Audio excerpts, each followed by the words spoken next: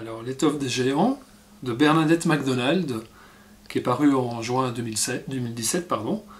Bernadette MacDonald est une écrivain canadienne qui nous a déjà écrit un formidable livre il y a 2 ans sur l'alpinisme polonais, qui a eu énormément de succès, qui a remporté le Borman Tasker, le prix de Banff et le Grand Prix du livre de Passy, qui racontait l'histoire de l'alpinisme polonais, notamment en Himalaya. Formidable histoire. Aujourd'hui, elle récidive, si je puis dire, avec ce livre tout à fait passionnant sur l'histoire de l'alpinisme slovène, qui est fort méconnu dans nos régions.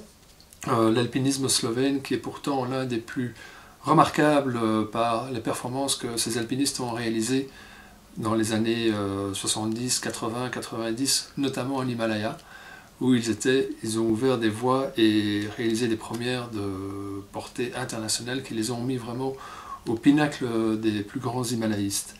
Alors ce livre raconte donc l'histoire d'une génération d'alpinistes qui, partis de ce petit pays des Alpes, peu connu ici, qui est caractérisé par, on peut dire, ces alpinistes slovènes se caractérisent par l'amour qu'ils ont pour leur pays et leurs Alpes, qui jouent un rôle presque mythique dans leur approche de la montagne, et qui, avec les années, ont réalisé une série de grandes premières en Himalaya, et avec plusieurs noms très célèbres, qui vont, par exemple, je peux citer Silvo Caro, Marco Pretzelj,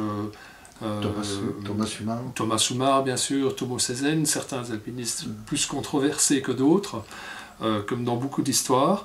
Et cet alpinisme, eh bien, depuis 30 ans, est au firmament de l'alpinisme mondial.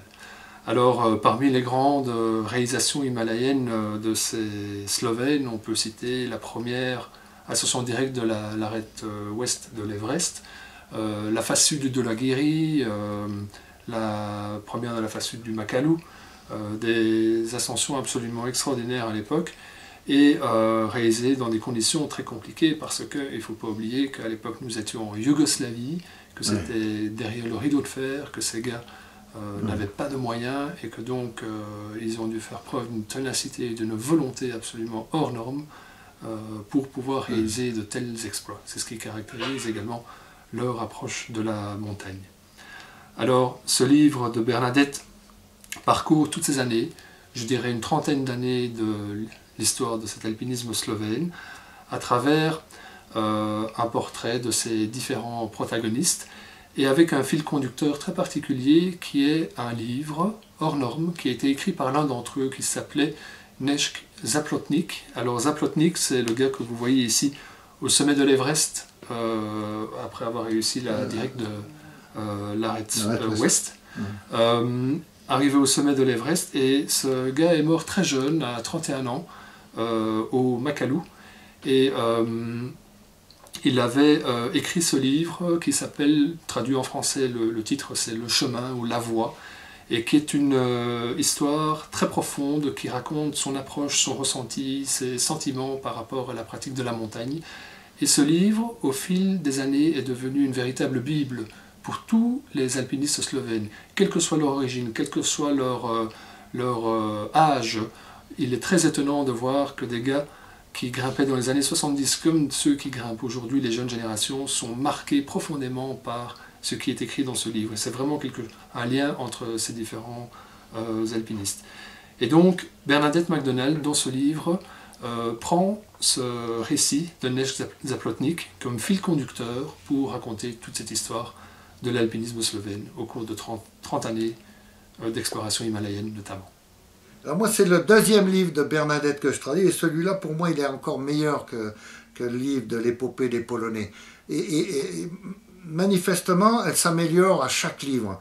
Et en particulier, grâce à ce fil conducteur de Zaplotnik, on comprend beaucoup mieux ce qui pousse ces grimpeurs qui vivent dans un pays de montagne. Et c'est vrai, où toute la population est très proche des montagnards, parce que tous font toute la population, quasiment certains chaque année, montent à leur sommet principal. Le Triglav. Non, c'est Triglav, Triglav. Ouais. Et donc c'est un peuple de montagnards. Et on le ressent dans ce livre, qu'il y a une communauté d'esprit qui relie tous ces montagnards. Et qu'est-ce que je peux dire d'autre?